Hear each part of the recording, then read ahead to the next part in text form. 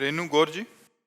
राधे राधे राधे महाराज जी। महाराज जी, मैं आपसे पूछना चाहती हूँ कि कभी किसी की निंदा नहीं करनी चाहिए और ना ही सुननी चाहिए, लेकिन कोई हमें अपना समझकर वो दुख हमारे साथ शेयर करना चाहे तो ये सुनना उचित है महाराज? हाँ, उसमें कोई अपनी बात, जैसे हम अपनी बात आपसे बता रहे हैं, ये बात अलग हो गई, लेकिन हम उनकी बात आपसे बता रहे हैं, कोई बहुत गलत आदमी है, वैसा है वैसा है, ये निंदा होगी। पर निंदा के सुने ते आवत नहीं कछु हाथ, मूरख पर्वत पाप को ले चल अपने साथ।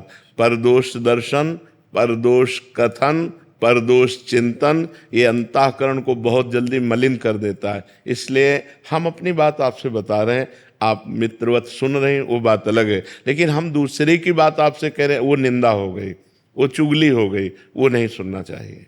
आराधना शर्मा जी। महाराज जी राधे राधे। महाराज जी, जिन्होंने हमारे साथ कुछ बुरा किया हो, कोई कर ही नहीं सकता, हमारा कर्म ही हमें बुरे परिस्थिति में डालता है। को न काहू के सुख दुख कर दाता, निज कृत कर्म भोग सुन भ्राता। जब हमारा कर्म दंड देगा तो वो किसी व्यक्ति के दिमाग में बैठेगा, कोई घटना बनेगा, कोई परिस्थिति बनेगा, तभी तो हमें दुख देगा।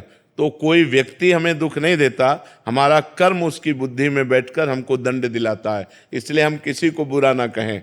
बुरा जो देखन मैं चला, बुरा न मिलिया कोय, जो दिल खोजूं आपनो, तो हमसे बुरा न करो। तो हमारे द्वारा जो बुरे आचरण हुए हैं, वही किसी व्यक्ति वस्तु स्थान में घटना बन करके हमें दुख देते हैं। सिद्धांत की बात है, जो आध्यात्मिक सिद्धांत की, मनमानी तो कुछ भी बोलो, आध्यात्मिक सिद्धांत की बात यह है कि अवश्य में वो भोक्तव्यम कृतम कर्म शुभाशुभम, जो हमसे शुभ और अशुभ कर्म हुए वो हमें भोगने पड़ेंगे। यदि हमारे को दुख नहीं भोगना लिखा है तो तुम लाख उपाय कर लो, हमें दुख नहीं पहुंचेगा, और हमें सुख नहीं लिखा है तो हम लाख उपाय कर ले, हमें सुख नहीं मिलेगा, क्योंकि हमारे कर्म हमको दुख और सुख का भुगतान करवाते हैं। और जो विवेकवान भजन के द्वारा उन शुभ अशुभ को विध्वंस कर दे, वो आगे चलकर महासुख को प्राप्त होता है। इसीलिए अध्यात्म से जुड़ो, नाम जप करो, शराब मत पियो, पराई बहन बेटी या पराई पुरुष की तरफ गंदी दृष्टि मत रखो, मांस मत खाओ, आनंदमय जीवन हो जाएगा।